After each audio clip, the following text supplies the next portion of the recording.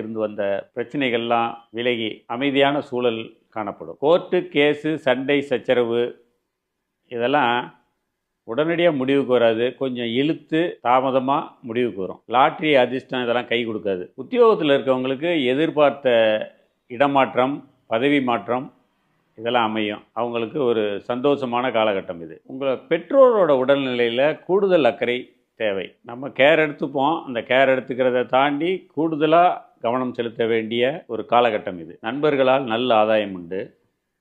சில புது நண்பர்கள் கிடைப்பாங்க.